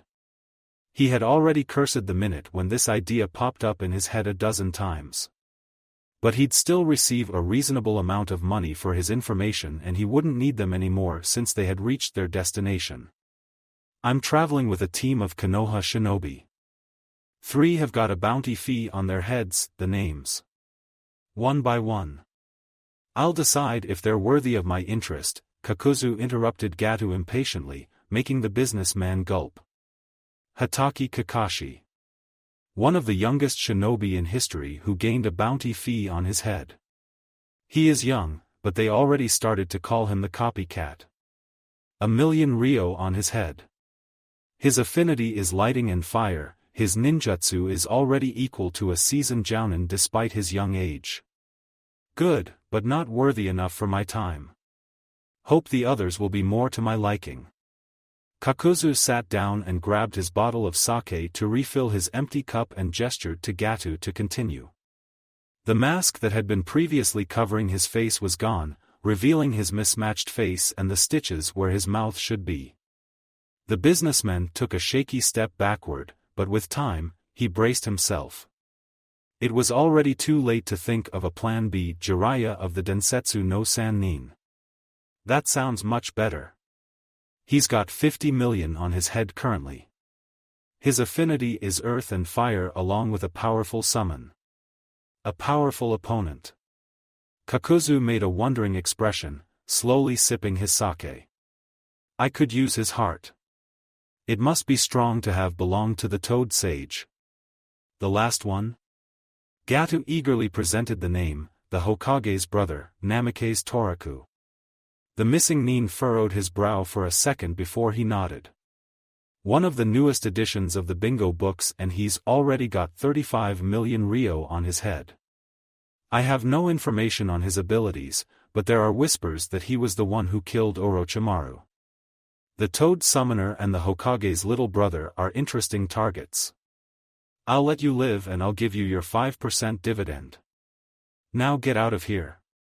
I can't stand your face and you're just wasting my time and money. A smirk spread across Gato's face, but it slipped into a confused expression in the next moment. Wait, you don't even know where to find them. Oh, that information is unnecessary. Kakuzu gradually glanced up to the high beams where Naruto and Jiraiya were lurking under the dark shadows. A smirk spread across the missing nin's face, the stitches on both sides of his mouth twisting the expression into something from another word. Jiraiya of the Sannin and Namikaze Toraku. You two are worthy of my time. I told you C-rank missions are cursed, Naruto grumbled as he tensed his muscles. His eyes never left the smirking missing nin under them. Jiraiya didn't answer, instead shrugging and gracefully hopping down to land in a low stance. But Naruto's serious expression scrunched up into an annoyed grimace as his teacher slowly turned, letting his long white hair follow the motion and whirl around him in a theatrical way.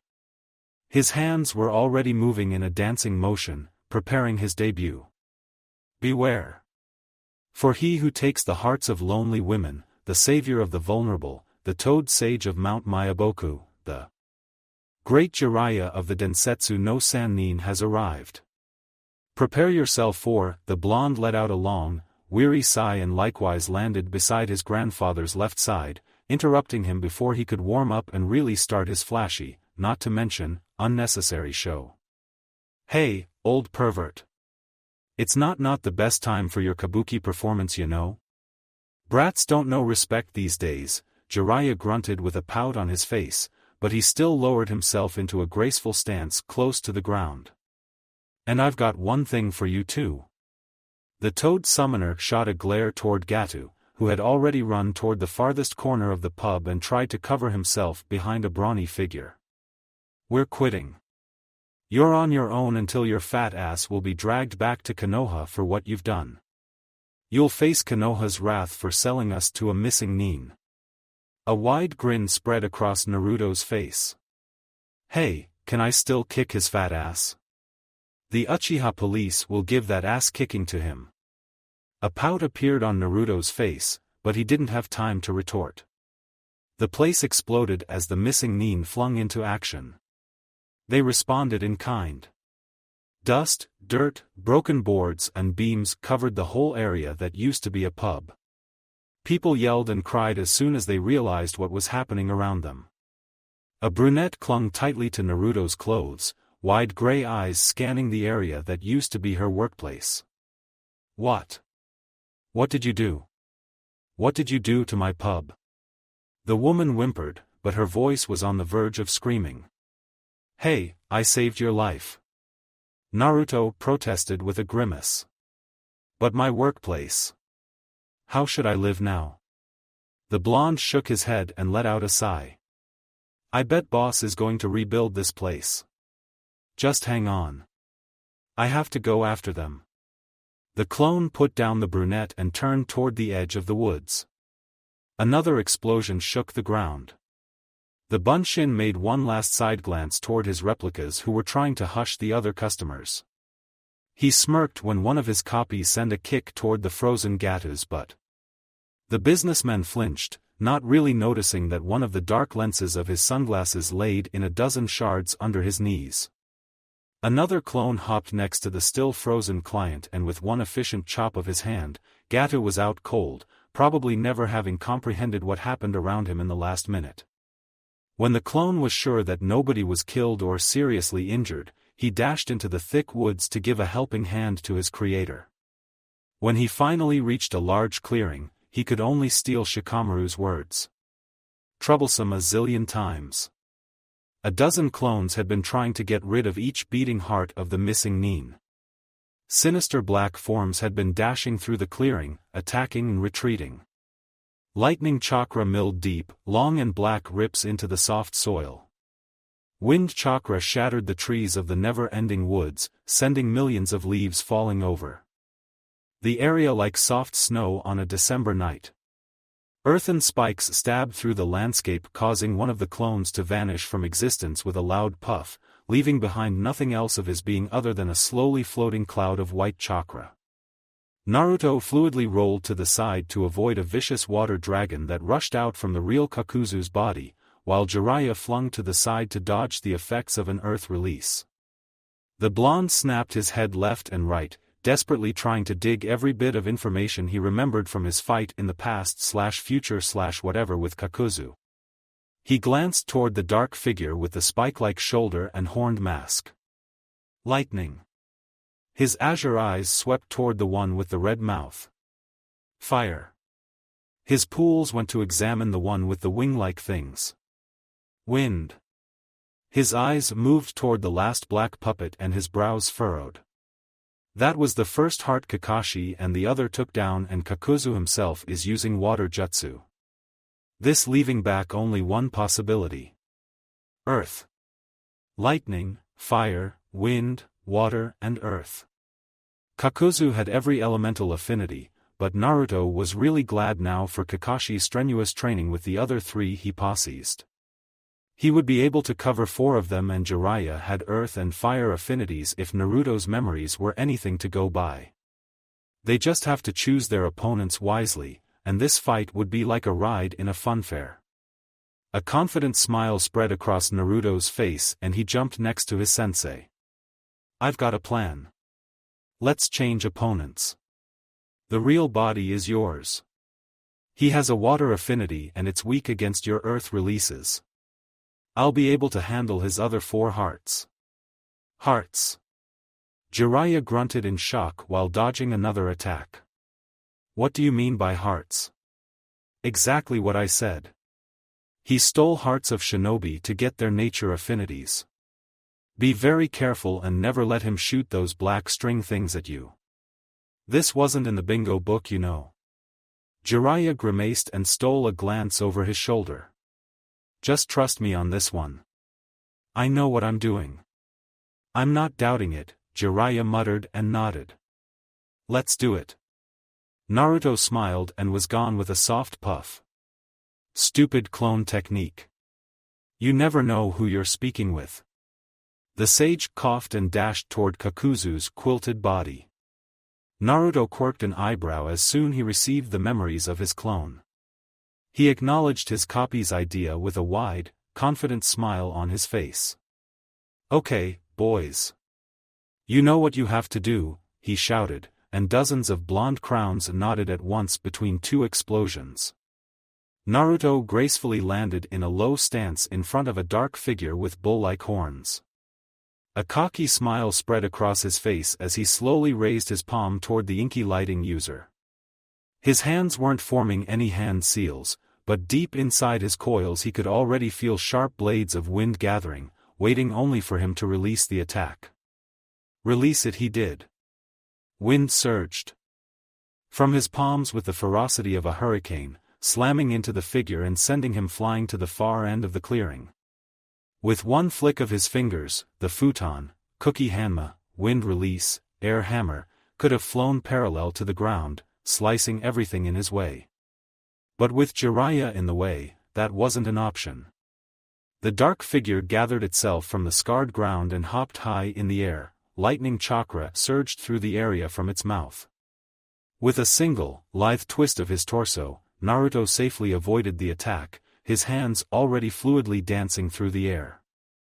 The blonde thrust his hand toward his attacker, and billions of razor-sharp wind blades surged from his open palms in the form of 2 viciously dancing tornadoes. The blast grabbed the trees around and aggressively shook them until the leaves had abandoned the branches. The jutsu transformed the once proud, green and thick woods to mere skeletons. A viciously roaring fire dragon burst through the bare forest, hounding its prey. The winged, black puppet desperately tried to avoid the blazing creature. The flipping fire licked the end of its inky form, and with one surge of chakra, the dragon pounced on the escaping heart with an open mouth. Its flaming fangs plunged into the twilight muscles, the jutsu's long, snake-like form already rolling over like an anaconda, slowly crushing the life from it. The inferno around the puppet increased with each passing second, until it reached its ultimate power and slowly consumed Kakuzu's marionette into nothingness. A minute later, a charred, cracked mask was the only clue that the creature ever existed.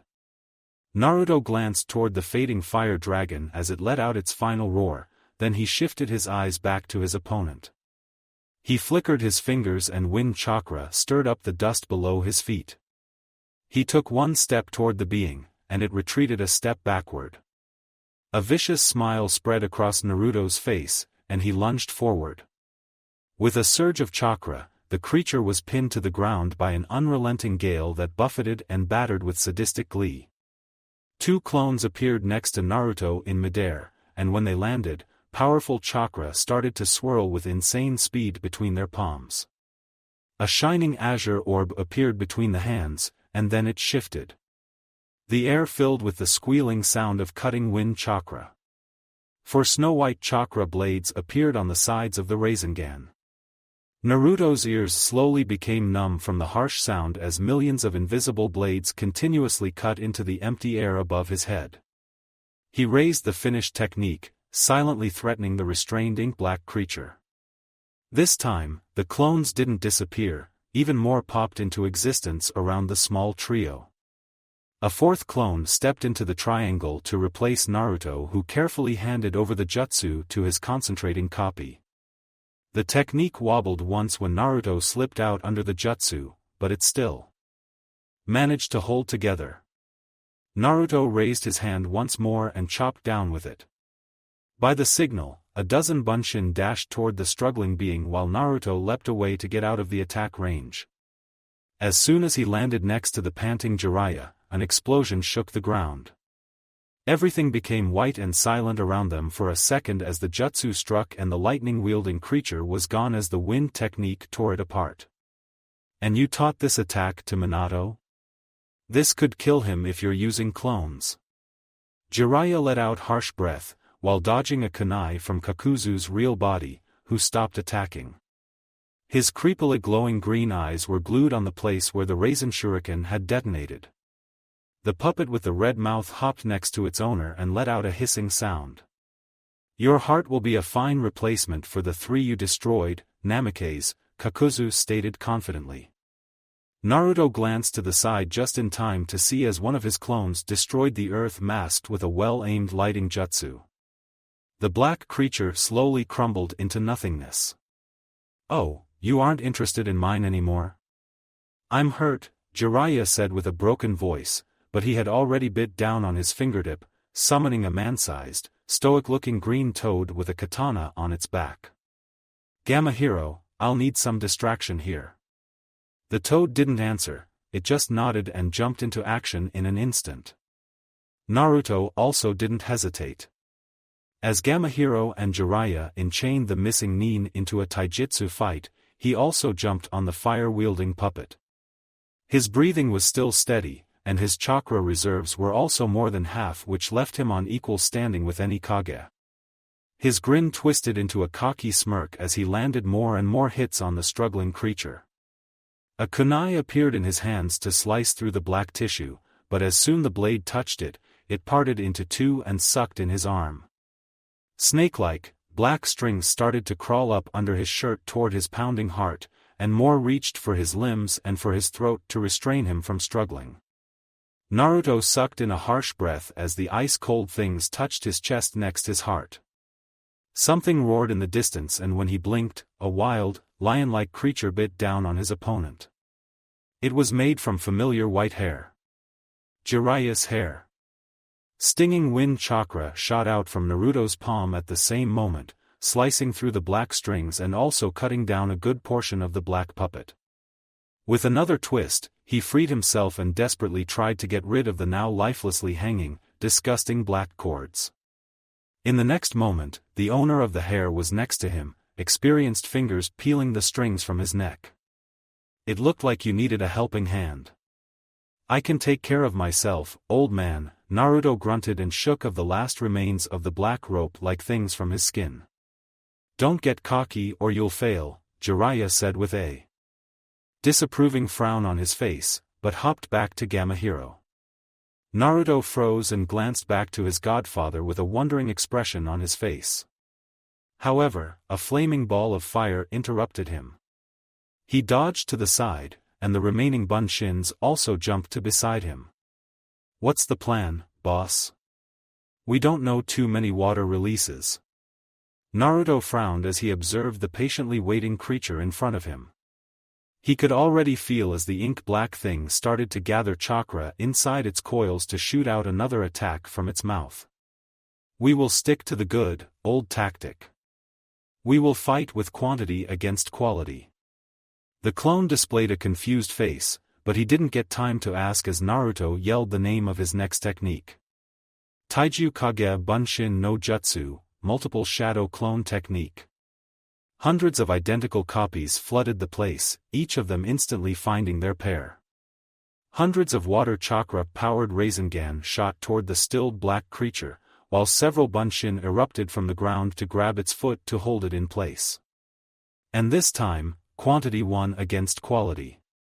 Naruto didn't wait to see as his clones destroyed the puppet, impassively walking to Jiraiya's side, who was calmly watching as Kakuzu desperately tried to struggle out from a swamp-like spot. His eyes swung toward Naruto for one last time before his body was sucked down and disappeared inside the mug. Jiraiya slowly crouched and gathered an empty scroll in his hands. In a minute, the swamp was sealed inside his scroll, together with Kakuzu's body. Jiraiya shot a disapproving glare at him before he gradually turned to go back to their accommodation. You're becoming arrogant. I'm starting to miss the old you. Naruto let his mouth fall open as he watched the retreating back of his godfather. His gaze hardened and he folded his arms in front of his chest. I'm not arrogant, he muttered lowly into the empty air. But he received no answer. I'm not arrogant, he repeated stubbornly. Kurama narrowed his eyes and shot a stabbing glare at the entity in the back of Naruto's mind. The shadowy figure's silhouette was sharper than last time, the formless mess of hair on its head had become a lighter, yellower color than before. The ghost-like figure slowly raised its head to glance up to the non-existing sky. The black scara and the crimson orbs flashed with a vicious glint, and a sly half-smile appeared on the Mirage's whiskered face. Oh, but you are becoming one, it purred into the shadows. He already accepted you once, Kurama growled. You shouldn't be here. You can accept the darkness in your heart, but you can never get rid of it. I was here, subdued and waiting for an opportunity to surface again. And if I gain my full power, the connection between you and him will be disrupted. The black-eyed entity stated and gradually straightened to walk in front of the growling Kurama. You have changed since we last met, but you can't argue that your heart is far from pure. Your hatred is still there and with my help, it will surface. Don't you want to be free? Don't you want to feel the air once more in a new body? I can give you that. I'm not interested in it anymore, Kurama growled, lashing one of his clawed hands at the figure to dismiss it, but it did nothing except harmlessly pass through. The fox continued to growl ferociously at the laughing figure, but this time in frustration rather than in murderous intent. The fur raised threateningly on his back, making his enormous form look even bigger. He'll realize that you're here, and you will disappear again. Heh, I'm doubting it. You're the only one who can sense me. He's finally gotten everything that he could have ever wanted in his life. He got a family, he got a chance to save his friends from doom. He's too occupied to look inside himself. He's different from who he was before the war. I have faith in him. But he doesn't have faith in himself anymore. He fears to open his heart and share his burdens with anyone. He is becoming arrogant by thinking he can shoulder everything on his own. He trusts in the people around him, but he won't entrust them with the consequences of his knowledge and his actions. He won't let people help him anymore. Nobody has the capacity to endure this alone.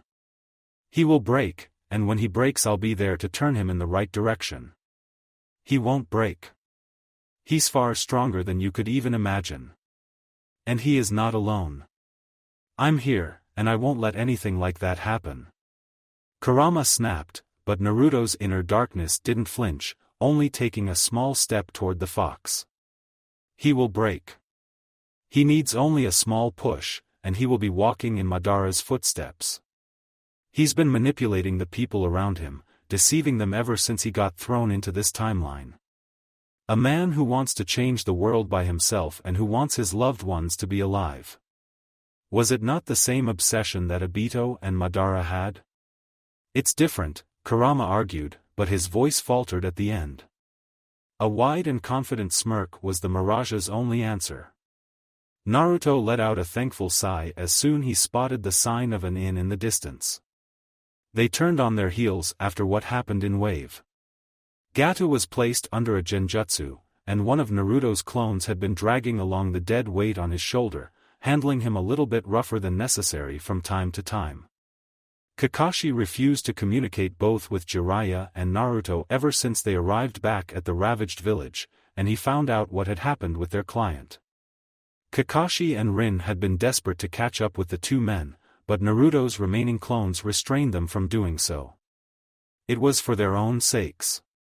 Kakashi in this time wasn't as experienced as the one he had grown up with, and the blonde feared for his sensei's life. Rin was also equally silent, but not in a sulking way like Kakashi. It was more like she was buried inside her own small world. Her lower lip was chewed sore, but she refused to answer any of his or the others' question. But Naruto could feel that she had become distant. Finally, they stepped into the almost empty motel, and while Jiraiya and Kakashi argued on the prize of the only 2 rooms of the inn, Rin and Naruto headed toward them. The blonde hurriedly got rid of the dead weight on his shoulders in one of the plain room's corners. "Hey! You can't handle him like he's a flour sack." Rin growled as she went closer to examine the new bruise on Gata's temple. "What did he do to you anyway?" Naruto narrowed his eyes and grimaced. "Nothing besides selling us to a missing nin. And that was the smallest crime against me." The blonde grunted and hopped down on his bed to finally get some sleep. Even though he was way stronger than when he first fought with Kakuzu, without using Sage Mode or Kurama's power, his limbs were still sore from the strain of the fight and the long travel. Kurama wasn't in a rush to help him out somehow. He had also been quiet during the last few days. With another grunt, Naruto lazily turned toward the wall, showing his back to the girl. Rin watched the blonde for one long and tensed moment, her tooth once more chewing her lower lip as she retreated into the next room with a deep frown on her fine features. The other 2 males quickly occupied the plain room after a quick glance of mistrust towards Gato, and Naruto was finally able to relax and drift off into sleep. But for his biggest annoyance, his peace was disturbed once more. A soft knock interrupted his dreams in the middle of the night. Annoyed beyond words, because it wasn't every day when you could literally swim in an enormous bowl of ramen, the blonde slowly dragged himself to the door to pry it open. With a loud yawn, he desperately tried to blink out the last bits of the juicy topping and the soft noodles from his head. "What do you want, Rinchin? Do you know how late it is? To forget something back then. Can you help me?" She pushed a thick book under Naruto's nose.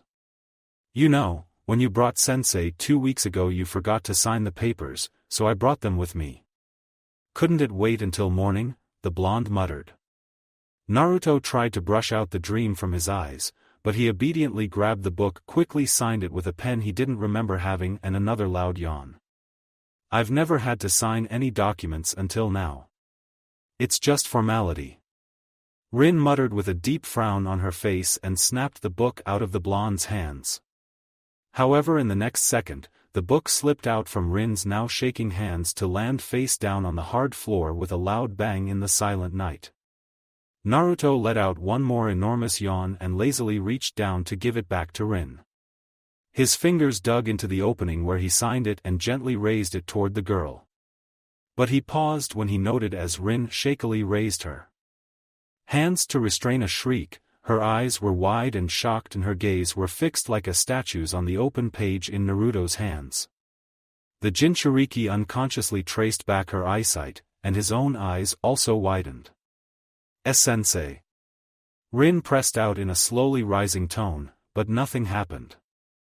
Naruto shot a quick glance at his back where he could hear Kakashi's faint soft breathing and Jiraiya's muffled snore. He thanked every kami for the privacy seal Jiraiya had activated because of Naruto's loud snoring. He carefully reached back with one hand and closed the door behind him. Kakashi, Rin whimpered. Naruto swept his head back and took a step towards the now shaking Rin, who flinched a step backward, her gaze desperately darting between him and the locked door. Rin slowly gathered herself as lean and graceful fingers traveled toward her weapon pouch on her thigh. Naruto tensed his muscles while thoughts raced through his mind with insane speed. Wild, azure eyes ran from the open book in his hands to Rin and back, his breathing and heartbeat increased and his muscles tensed until the breaking point. The girl didn't stop calling for her teammate. Adrenaline flooded Naruto's veins, and his quick breathing transformed into gasping as oxygen was forced out of his squeezed throat by the raising panic.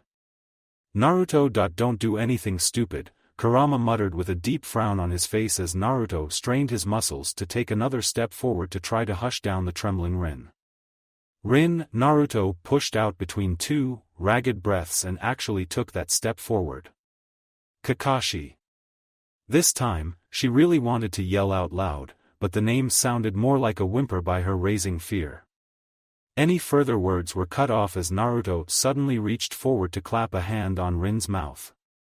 Rin grabbed a kunai from her pouch and opened her mouth to finally let out the shriek she had been holding back ever since her chestnut eyes landed on the two simple words screaming on the end of the book. Uzumaki Naruto. However, this time Naruto was faster than the air in Rin's lungs. A surge of chakra. A flash of gold. And they were gone.